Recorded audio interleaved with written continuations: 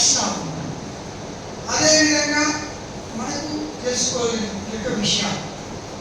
విషయ పరిజ్ఞానాన్ని మనం ఏ విధంగా తీసుకోవాలి, ఆ విషయాన్ని ఏ విధంగా మనం మన కార్యకర్తల ముందు కానీ సమాజం ముందు కానీ అవకాశం ఇచ్చినప్పుడల్లా దానికి ఏ విధంగా మనం వాళ్ళ ముందు ఉంచాలి.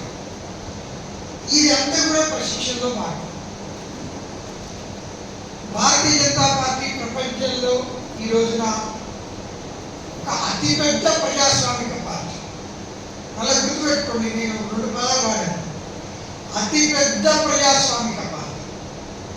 ఈ ప్రజాస్వామిక పార్టీ అనే వర్డ్ ఏదైతే నేను ముందు చూస్తున్నానో, democratic party is totally different from a dictator. ప్రపంచంలో 3 రకాల 4 రకాల విషయాలతోటి పార్టీలు ఉన్నాయి. వాటి ద్వారానే ప్రపంచంలో అనేక దేశాల ప్రభుత్వాలు నడుస్తుంటాయి. For example communist party. Communist party Bharatiya Janata party అంటే భిన్నమైనది. కమ్యూనిస్ట్ పార్టీలో ప్రజాస్వామ్యం ఉండదు. Communist party dictator party. దాంట్లో సంస్థాగతంగా చర్చించుకోవడానికి కానీ, లేకపోతే ఒక వ్యక్తిని గుర్తించి ఒక నాయకుడిగా ముందుకు తీసుకుపోవడానికి మెజారిటీ సభ్యుల యొక్క అభిప్రాయం తీసుకోవడానికి అవకాశం లేదు కమ్యూనిస్ట్ పార్టీలో. కాబట్టి కమ్యూనిజం ఎక్కడుందో అక్కడ ఉండేటువంటి పార్టీలని కానీ, అంటే పూర్వం సోవియట్ రష్యా కానీ అది డిసింటిగ్రేట్ అయిన విడిపోయింది. ఇప్పుడున్నటువంటి యొక్క చైనా పార్టీ కానీ, చైనాలో ఉండే కమ్యూనిస్ట్ పార్టీ, ఇది ఒక రకమైన పార్టీ. ఇది డిక్టేటర్ పార్టీ. అందుకే ప్రజాస్వామిక పార్టీ వేరు, కమ్యూనిస్ట్ పార్టీ అనేది డిక్టేటర్షిప్ తోటి నడిచేది. రెండో పార్టీ ఉంటుంది ప్రపంచంలో, Islamised parties. Islamic republic nations.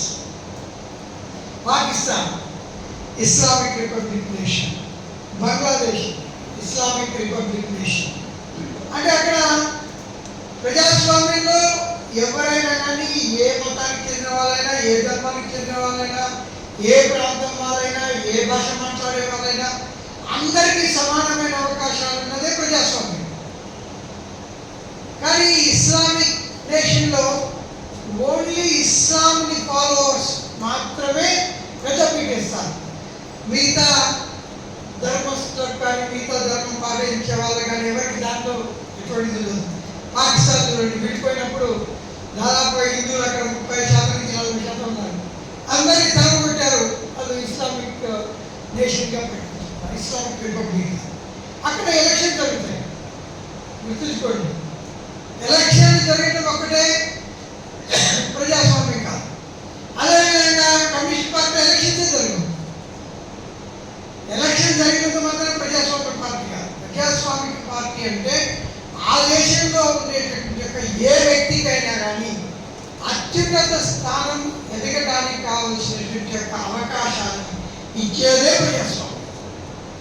అందుకే భారతీయ జనతా పార్టీ ప్రపంచంలో అతిపెద్ద ప్రజాస్వామిక పార్టీ. దాదాపు 16 నుంచి 17 కోట్ల సభ్యులు ఉన్నటువంటి యొక్క పార్టీ. ఈ రోజున ప్రపంచంలో